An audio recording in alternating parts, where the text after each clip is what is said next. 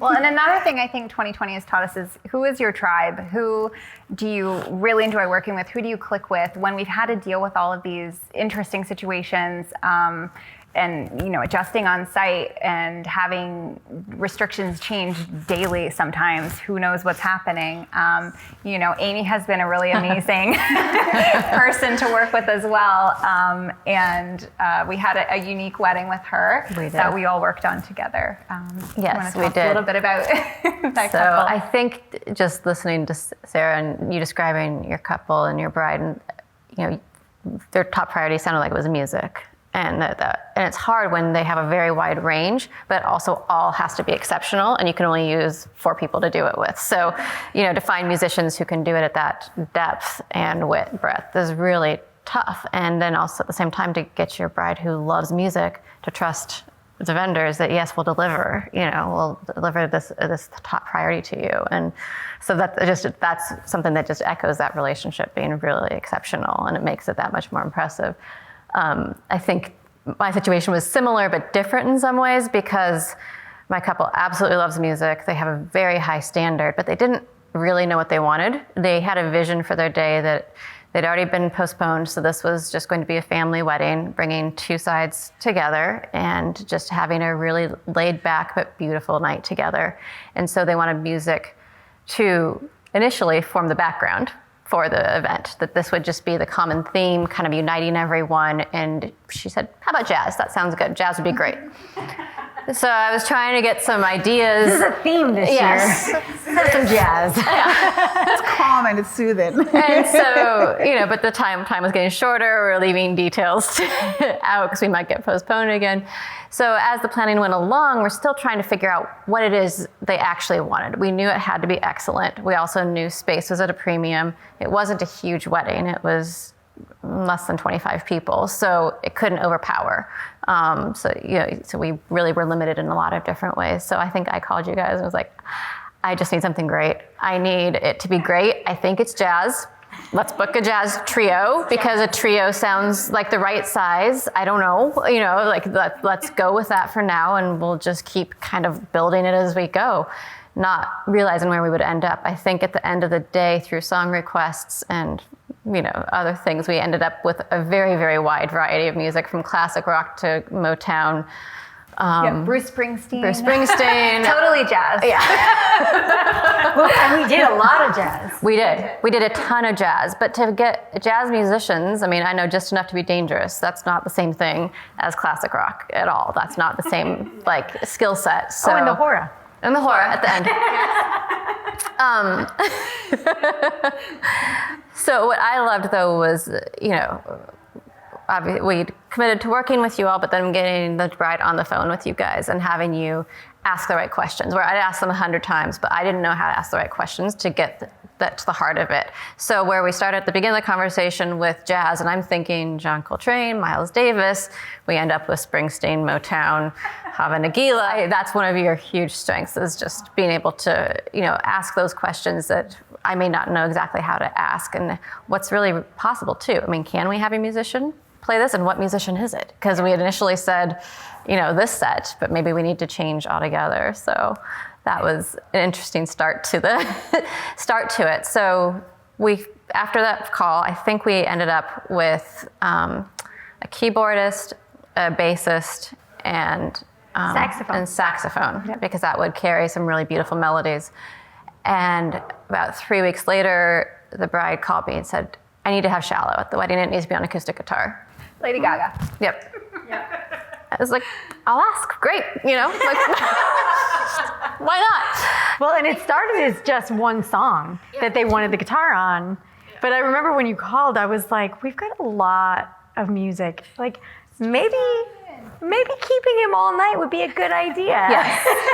Yes. Are they open to that? Yeah, so then you go back, you say, how important is this song? And again, they love music. This song, it turns out the bride's been learning to play guitar, and this is a song she's been trying to learn to play. And it was a song that meant a lot to them as a couple. So Because it's in their larger wedding as well, right? Yes, and everything had been stripped down to so minimal in this way that you just want to give them some of this, and that's what I feel like we were all partnering so well on. Is just because it's small doesn't mean it has to be, sad and minimized. It can still be absolutely exceptional and amazing and beautiful and fun, and so. At the walkthrough, you then got to meet the groom,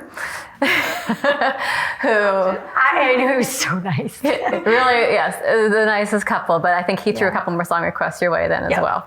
Our challenge is we're now looking at a ceremony that includes Stevie Wonder, Bruce Springsteen, Bill Withers, right? Which is in our wheelhouse. Right. No problem. No problem. But the same four musicians? The same musicians. Yeah. And then we go with the same people into cocktails doing jazz. Going into the rest of the night with Neil Diamond. I'm trying to remember, it wasn't Patsy Cline. But there was definitely some Taylor Swift in there too. There was requested. And there was, it was just the whole gambit. Yeah. James Taylor was definitely on there, which I adore. I know. James Taylor. It helps that I love all this music too. So it was. And then they were like, and Michael Jackson, and maybe we could do some Whitney and the Hora. Yeah. So what we're really trying to figure out for Lauren and I is like, how do you take what a cover band will do and reduce it down to 4 people who can provide great entertainment the whole night, seamlessly transitioning into these genres and not making it feel crazy. This experience that brings two families together. That was the theme of that whole evening, was just how do we bring people together, and the music needed to be this uniting theme with a million different genres and those singers, which is singers. Also a challenge because we realized after chatting and deciding that jazz is not actually what we're going to do the whole night. Jazz. It's not all night, which is actually better for us, honestly. Not jazz all night. But even though we love jazz all night, but we're able to create more separation of moments, like helping the guests feel like they're moving through the night versus it being one thing. And without the singers, having that energy was a challenge.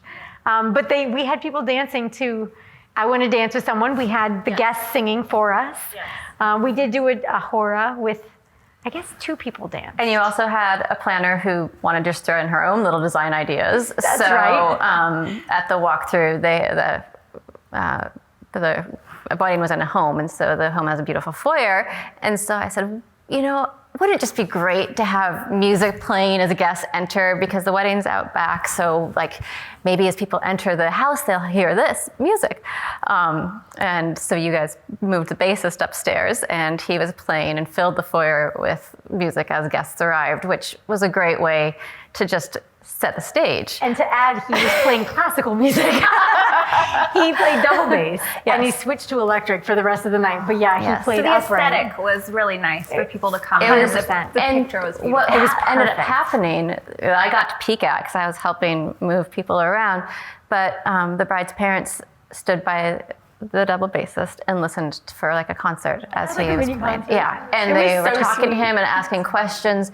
And so that was a really memorable moment for her parents. And she'd been worried about them because, just want to make sure they felt like they had a place. Another amazing moment for me as a planner, and thank you for always indulging me. I come with these requests and I usually say, I don't really know what I'm asking, but I think I want to do this. Yeah. We like those questions. We have fun.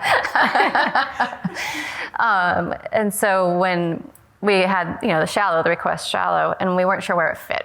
You guys had created the whole experience with the bride, but then the song request had come in and it was clearly important. And so we brought in the acoustic guitarist for it to build on into this and make sure that, again, you want to give them what they want, but it needs to make sense. So we did it that right at the end of cocktail hour, the bride and groom said thank you to everyone, and then invited them to dinner. And then it was supposed to just be the song that kind of kicked off dinner. Instead, the bride and groom hung back and stood and listened to him play the entire song. And they had their arms around each other and it was just this very sweet, intimate moment. He didn't even really know what was happening. And he was just serenading them and didn't realize it was just them behind him. Yeah, but in tribute to your musicians, again, he had transcribed that song for just that situation. And so he'd written his own sheet music for it, and then he gave it to the bride as a gift at the end of the song. Which I didn't know what was going to kept. happen. No idea. Yeah. He ran it by me before the ceremony. And he was like, what do you think? Is this too much? I thought this was nice. And I'm like, this is amazing. Like, this is beautiful. Yes. Give him a gift. It's So great. she has it now and is practicing guitar with the sheet music that was played at her wedding, thanks to your musician who went above and beyond anything that we would ask. So, I mean, I thought I'd asked plenty of above and beyond moments, and you guys still exceeded what we were doing. But that's part of what I love about the collaboration with you two specifically, but also so many like-minded teammates in our industry. That's the game, right? Is we want to go above and beyond, and we want to get creative. And if you've got people on site and we can make it happen, why not?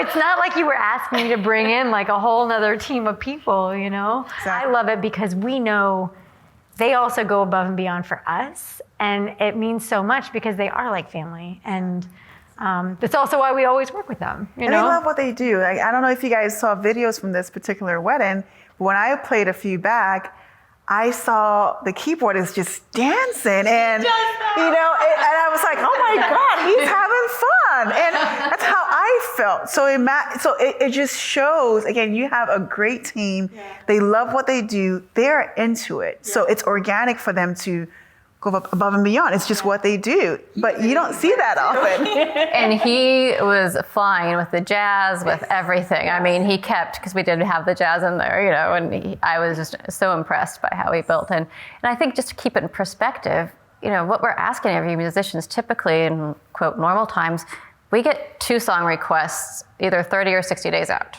to ask musicians in a band. We don't get 15 different songs. I don't get to call you in and say, can I add, an acoustic guitar to play this song? So I think that's just what makes it exceptional, and it's not just in COVID. It's also just, that's how you guys work. I'm always impressed and surprised by how far above and beyond you go. So, and we do try and, it's funny because we want to always say yes, right?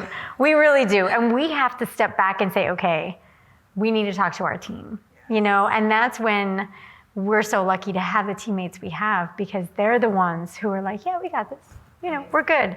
And then they step up and do extras that we don't expect, But again, that's why we love them, and we want to keep our team happy and working, and we care about them as human beings, and and you can see it.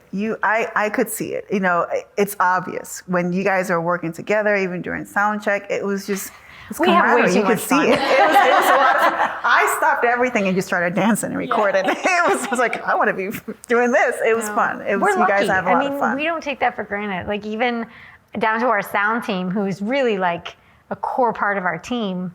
We wouldn't be where we are without these people by our side. And you guys. Yeah. We just thank you guys so much, seriously, for joining us today to chat about these events, to kind of talk about what we've been dealing with, and with COVID, with each other, and just how, collaboration, especially now, before it was important, but now it's just so essential to everything that we're doing, and really creating events that are successful. And even, they're still amazing. They can be small and just incredible, even with everything that we've had to change.